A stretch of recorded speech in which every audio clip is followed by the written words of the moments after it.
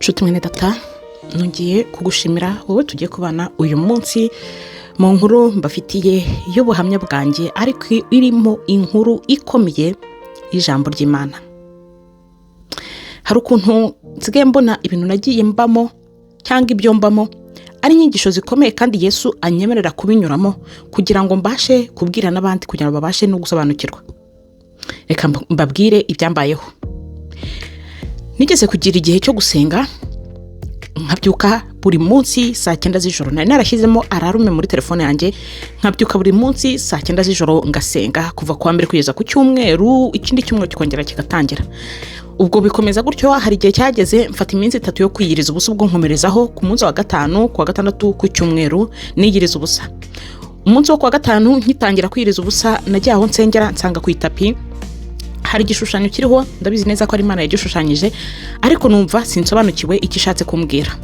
Muri iyo minsi 3 yo kwiyiriza ubusa nabwo numva ijwi muri ngewe rikomeza kumbwira ngo ninsome. Hari igice nari ndi guhabwa cyo gusoma ariko icyo gice nkaba n'ubundi narigeze kugihabwa. Ndinda ndangiza ya minsi 3 yo gusenga niyiriza ubusa numva nta kindi mvuganye n'Imana. Ndangije numva ndivumbuye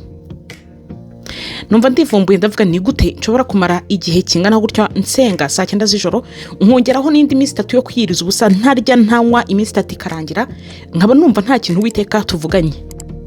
Kubera ko buriya nzi uburyo mbanyemo n'Imana rero n'uburyo tuganiramo, numvaga ko nyine uko hari icyo ngize icyo nkora, hari ibintu bikomeye nkoze, yakagombye nayo kuba hari ikikoze, hari kimbwiye.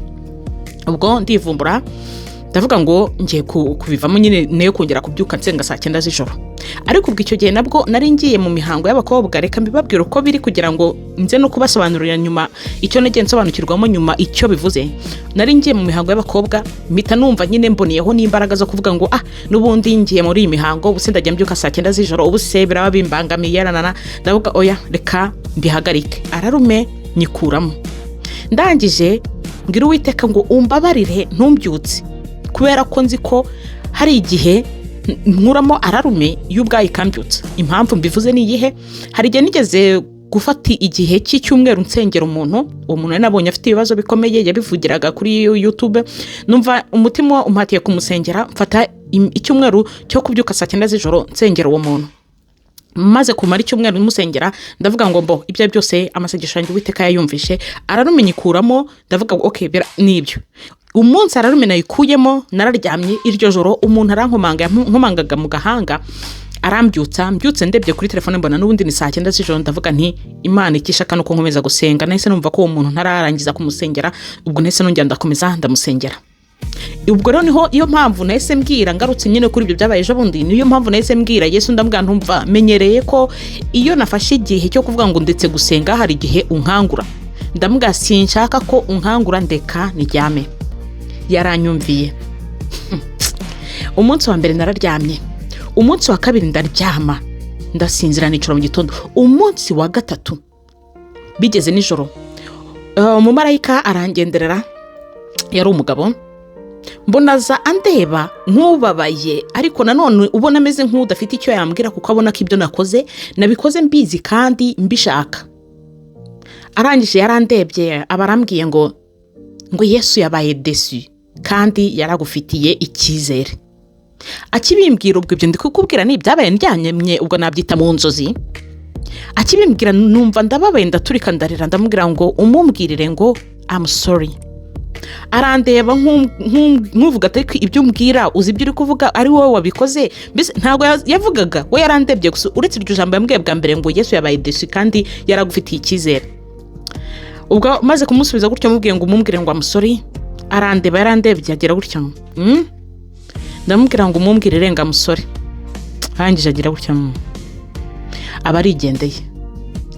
Nicuye mu gitondo numvishe mbabaye. Naricuye numva ndababaye, ndavuga ariko Satani ni umugome, ni umunyazi. Icyo yazanywe nacyo ni ukutunyaga, ni ukutwiba, ni ukutwica, ni ukuturimbura. nahise numva mbabaye ndavuga ni gute Satani anyaga ibihe byanjye n'Imana, ni gute Yesu yaramfitiye icyizere nkaba natumye ntakariza icyizere. Numva ndababaye, numva kugira ngo Yesu yongere kungirira icyizere bizansaba kongera gutangira zero aho nahereye ubwo nsenga izo saa 9 z'ijoro, nkongeraho kwiyiriza ubusa ibihe byose ibyo nagiye nkora byose. Numva ko ngomba kongera gutangira zero kugira ngo Yesu yongere kungirira icyizere. Numva ndababaye, nibwo numvishe mu mutima ndavuga oya, ibi nkwiye kubisubiramo, nkongera ngasubira ku bihe Yesu yaramfitiye icyizere, none njye natumye antakariza icyizere. Impamvu ubwo navuze urwo rugero rwose ndashaka kubisobanura neza, reka mbishyire mu buryo burambuye, ariko reka mpere ku cyanyuma nakubwiye ngo nari ngiye mu mihango. Hari abantu benshi bagera mu biha kumva hari ibihe agezemo akumva ngo si ibihe byo kuba yaba imbere y'Imana. Hari abantu benshi ibyo nagiye numva nabavuga ngo yari abadamu iyo bageze mu mihango ngo babanduye, ngo badasa neza, ngo ntibajya imbere y'Imana, ngo ntibajya hera. Ibyo ninde bibabwiye? Imana yakuremye uko yakuremye kandi gukeneye umunsi ku wundi saha ku yindi. Ni gute wewe wakwibwira ngo icyo gihe ngo wagiye mu mihango cyangwa iki ngo ntabwo ngo gushaka? Wanduye ute kandi ariyo yabiguhaye? Ubwo nkomereje kuri ibyo bindi byo kuvuga ngo nihenuye ku Mana, naho harimo isomo rikomeye nshaka bene data, reka nkubwire uko nabyumvishe kandi ukuri uri bwumve nawe ikirimo. Hari ukuntu twebwe dushaka ngo Imana ihite idusubiza iyo tugiye imbere yayo, tukashaka kugira ibyo tuyibwira, hakaba n'ibyo tuyisaba, dushaka ihite dusubiza tugahita twumva ko atari Imana, ukivumbura ku Mana. Ariko wowe se mbere yo kugira ngo ujye no kugira icyo uyisaba, wowe niki yagusabye uri kuyiha? Ibyaha byawe yakubwiye kureka warabiretse? Kuba imbere yayo gusaba ko wabikora buri munsi urabikora? Urasenga, urayihimbaza, uzi yo ibayeho gute? Nuhe mu bana ufitanye nayo ku buryo wumva ko ibyo ugiye kuyibwira igomba guhita gusubiza, kandi wowe ibyo yakubwiye kuva kera, kuva igihe yabivugiye na n'uyu munsi nta kintu ukora.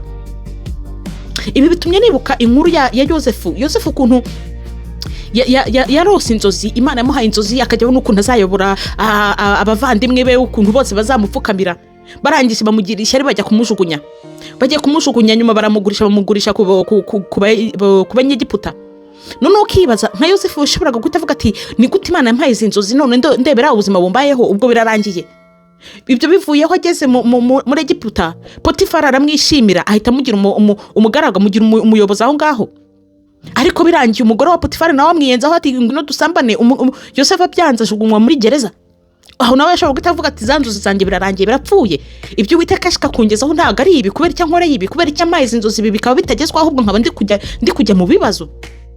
Ariko nyuma Farawo aza kwishimira Yosefu ubwo yari amaze kumenya ko ari usobanura inzozi yagize, nibwo yahise amugira umwungirije. Mbese uretse nyuma ya Farawo ni Yosefu wakurikiragaho. Umvaho ibisubizo byaje guturuka bya bindi Uwiteka yari yerekaga Yosefu mu nzozi ze. Yanyuze mu bikomeye kugira ngo abashe kugera kuri bya bindi Uwiteka yari ari kumuha, yamubwiraga mu nzozi. Ariko wowe urashaka ngo niba Uwiteka umusabye ikintu runaka uhita ukigeraho ako kamwanya, noneho wagira ngo hari ibigeragezo uri kunyuramo cyangwa hari ibibazo uri kunyuramo, kandi ibyo bibazo ari byo biri buheke ibisubizo byawe Uwiteka ashaka kukugezaho, ariko ugahita wivumbura ko Uwiteka ariho haho ngaho, aho Uwiteka yaragufitiye icyizere, yumvaga koko ugiye gukomera ukabinyuramo uko bikwiye, warangiza wowe ntubinyuremo ugahita wivumbura no Uwiteka ukaba umuvuyeho. Wenda reka nkubwire ngo njyewe nagira ubuntu bwo kuvuga ngo icyo gihe mu marayika aransanze arambwira ngo Yesu yabaye desi. Ariko si niba wowe ibyo bihuta bigira, kubera ko wenda udakreye uwo mubano ngo ubane n'Imana mubashe kuganira, wibwira ko izabikubwira kugira ngo unasobanukirwe kuri gusubira inyuma kugira ngo wongere ugaruke mu nzira. Ibi ngibi ndi kubitekerezaho nkavuga ariko ni gute dushaka kugira ngo Imana yacu twayihinduye ikigirwamana, wagira ngo ntitureba, wagira ngo ntivuga, wagira ngo ntiyumva, ahubwo ni twebwe tuyikontorora, nitwe tuyidirija. Ngwino nsubiza jyaha, ngwino hano aho ngiye nkorera ibi ngibi. Ni wowe uri kubwira Imana ikikwiriye kugukorera, cyangwa Imana niyo yakafasha umwanzuro ku buzima bwawe? Ndashaka kuguha urundi rugero kugira ngo ubyumve ibyo ndi kukubwira ibyo ari byo. Niba uri umubyeyi ufite umwana, cyangwa se niba utaranamugira uzanamugira, cyangwa nawe ubwawe, ndaguha n'urundi rugero rw'inshuti, ariko reka mpere ku rugero rw'ababyeyi bafite abana. Umwana wawe uyu munsi afite nk'imyaka 14-15 ashobora kukubwira ati ndashaka imodoka, ntarakorera perimi, ntaki ntazi kwitwara, ariko ukumva arahatizwa no kuvuga ngo wanguriye imodoka kubera iki? Ari kubireba kumva arayishimiye, akumva wow nanjye wambona ntwaye. Ariko nk'umubyeyi ukamubwira uti imodoka ntayo nakugurira, iyo modoka ntuyimugurire kubera iki unayimwicajemo ukamuha urufunguzo akaruturuna ntariga imodoka nta perimi afite na ruturuna accident ari bukore nawe ubwawe ufite impungenge ku mwana wawe uvuga uti ntago namuha gutwara imodoka kuri iyi myaka afite ntago aramenya ntaragira ubumenyi bwo gutwara iyo modoka ariko si bitavuze ko iyo modoka uwo mwana atayihabwa amaze nko kugera ku myaka 20 ningahe amaze gukorera perimi amaze kugira ubwenge bwo gusobanukirwa uburyo akwiye gutwara mu yitonze iyo modoka uri umubyo ufite ayo mafaranga noneho wayimugurira aho niho nshaka kukubwira ngo papa wacu Yesu Kristo Imana yacu ikomeye ni umubyeyi wacu yo itureberera irebe ejo hazaza hacu niyizi ibyo turi kuyisaba uyu munsi ariko se koko ni ibitugirira umumaro ni ibitwerekeza he hari ibyo usaba Imana ikabona ko inabiguhaye aka kamwanya uburyo wabikoresha wazarimbuka kandi yikeneye kuzabona ijuru ikabikwima ariko yabikwima ukivumbura kandi ariko yabonye ko igihe kitaragera ngo bibone